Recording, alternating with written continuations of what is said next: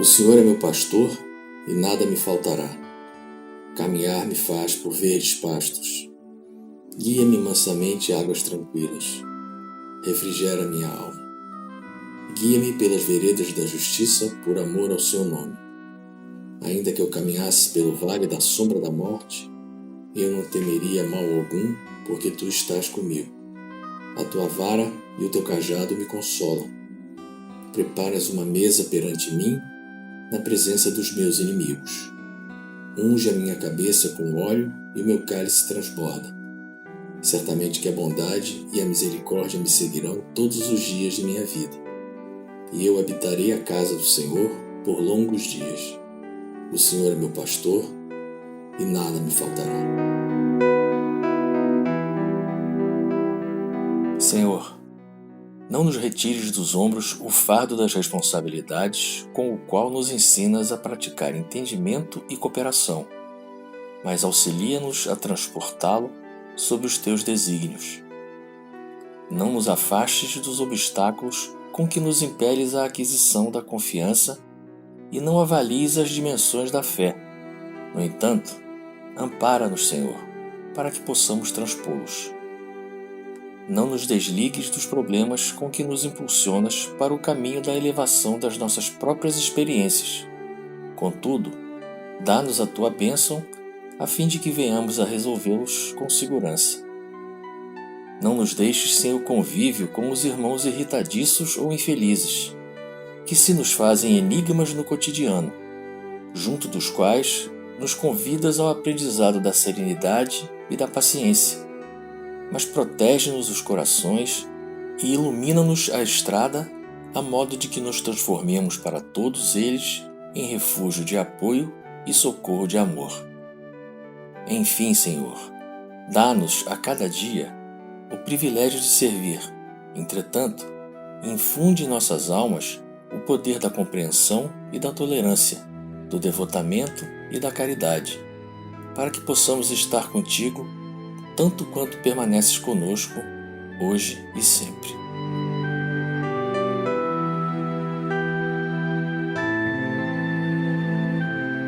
Pai nosso que estás no céu, santificado seja o vosso nome. Venha a nós o vosso reino. Seja feita a vossa vontade, assim na terra como no céu. O pão nosso de cada dia nos dai hoje. Perdoai as nossas ofensas, assim como nós perdoamos aqueles que nos têm ofendido.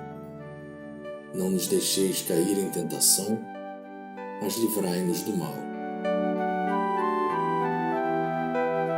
Ave Maria, cheia de graça, o Senhor é convosco. Bendita sois vós entre as mulheres, bendito é o fruto do vosso ventre, Jesus. Santa Maria, Mãe de Jesus, rogai a Deus por nós, pecadores, agora e na hora de nossa morte. Amém. Aqui estamos, mais uma vez, reunidos em Teu nome, elevando a nossa prece, a fim de recebermos o Teu concurso, tão necessário nesse momento tão difícil que a humanidade atravessa. Apesar de não podermos nos reunir na nossa querida CFA, pedimos a Francisco de Assis e à corrente franciscana que permita que nos conectemos aos nossos guias, mentores e aos orixás da nossa casa, a fim de fortalecermos a nossa fé. Pedimos a Tua misericórdia, Pai, para toda a humanidade sofredora. Que Maria Santíssima acalme as nossas aflições com seu manto de paz. Que a paz se espalhe pelo mundo. Que a paz envolva o nosso Brasil, os nossos lares e os nossos corações. Pedimos pelas crianças da creche Santa Clara e por todos os irmãos que, mesmo nesse momento tão crítico, permanecem ajudando a nossa creche. Agradecemos por todas as bênçãos que temos recebido, que possamos reparti-las com quantos pudermos. Por Cristo, com Cristo, em Cristo, agora e sempre. Obrigado, Senhor.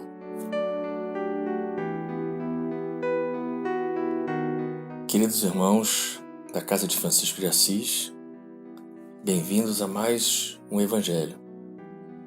Hoje nós temos o capítulo 8, cujo título é Bem-aventurados os que têm puro coração. O item é Verdadeira pureza, mãos não lavadas. Então os escribas e os fariseus, que tinham vindo de Jerusalém, aproximaram-se de Jesus e lhe disseram: Por que violam os teus discípulos a tradição dos antigos, uma vez que não lavam as mãos quando fazem suas refeições? Jesus lhe respondeu: Por que violais, vós outros, o mandamento de Deus para seguir a vossa tradição? Porque Deus pôs este mandamento: honrai a vosso pai e a vossa mãe. E este outro: seja punido de morte aquele que disser a seu pai ou a sua mãe palavras ultrajantes.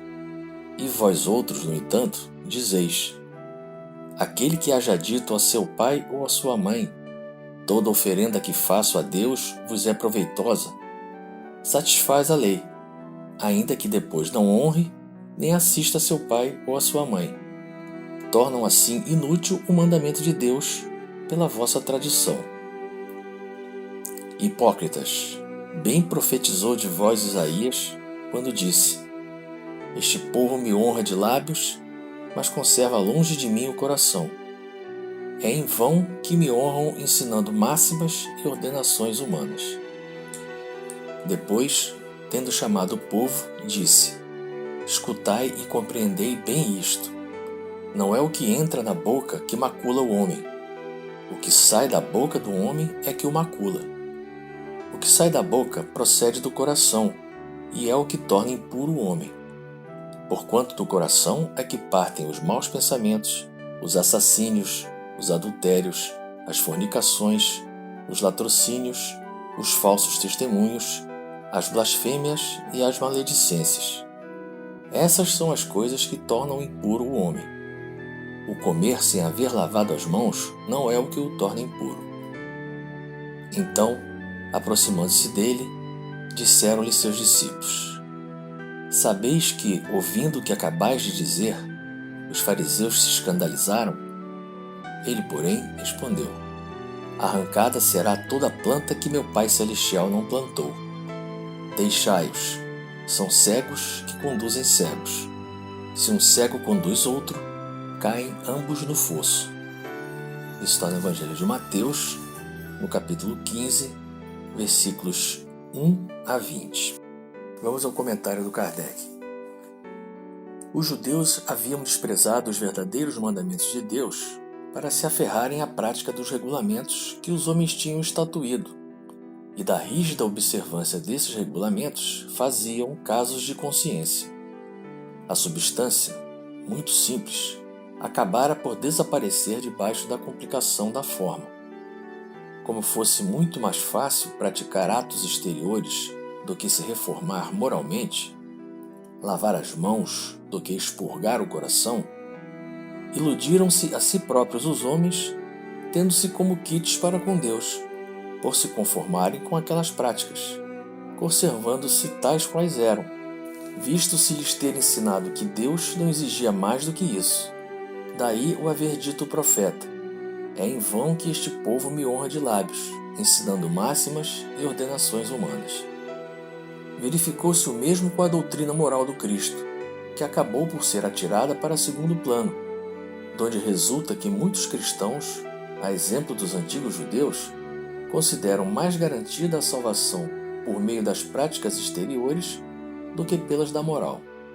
É a essas adições, feitas pelos homens à lei de Deus, que Jesus alude quando diz: Arrancada será toda planta que meu Pai Celestial não plantou. O objetivo da religião é conduzi-lo a Deus o homem. Ora, este não chega a Deus senão quando se torna perfeito. Logo, toda religião que não torna melhor o homem não alcança o seu objetivo. Toda aquela em que o homem julgue poder apoiar-se para fazer o mal, ou é falsa ou está falseada em seu princípio. tal o resultado que dão as em que a forma sobreleva ao fundo. Nula é a crença na eficácia dos sinais exteriores, se não obsta a que se cometam assassínios, adultérios, espoliações, que se levantem calúnias, que se causem danos ao próximo, seja no que for. Semelhantes religiões fazem supersticiosos, hipócritas, fanáticos, não, porém, homens de bem.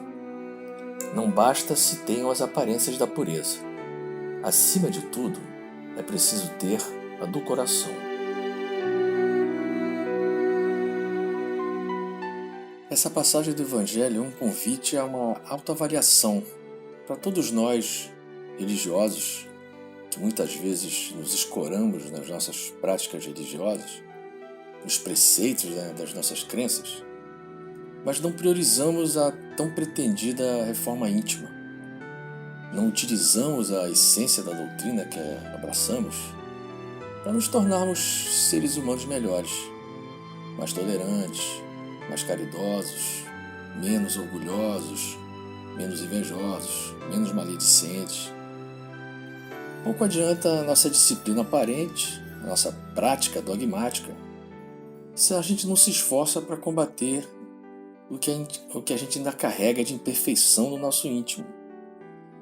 De que adianta eu ser um assíduo frequentador do meu culto, me vestir de forma recatada, adotar uma alimentação vegana, mas eu cultivo ideias e pensamentos tão contrários à doutrina do Cristo. Em outra passagem de Jesus, ele afirma que nem todo aquele que diz Senhor, Senhor, entrará no reino dos céus. Entrará apenas aquele que faz a vontade do meu Pai que está nos céus. Ele não pede religiosidade, ele pede caridade. E a prática da caridade inclui a renúncia de todos os sentimentos contrários a ela: inveja, orgulho, egoísmo, ressentimento. Hoje em dia, o que a gente mais vê por aí é o nome de Jesus na boca das pessoas, nos adesivos dos carros, nas roupas, nas músicas, quando o mais importante é que essa mensagem esteja dentro dos nossos corações. Jesus disse: ama o teu próximo como a ti mesmo. Faz ao teu próximo aquilo que gostaria que ele te fizesse. Isso é o mais importante. A prática religiosa pode ficar para depois. Então a gente fica com essa reflexão do Evangelho de hoje.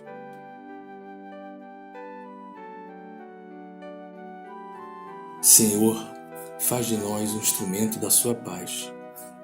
Onde houver ódio, faz com que eu leve o amor. Onde houver ofensas, que eu leve o perdão.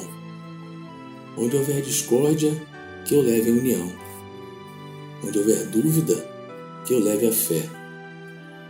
Onde houver erro, que eu leve a verdade.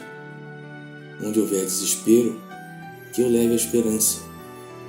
Onde houver tristeza, que eu leve a alegria. Onde houver trevas, que eu leve a luz. Ó Mestre, faz com que eu procure mais consolar que ser consolado, compreender que ser compreendido, amar que ser amado, pois é dando que se recebe, é perdoando que se é perdoado, e é morrendo que se vive para a vida eterna.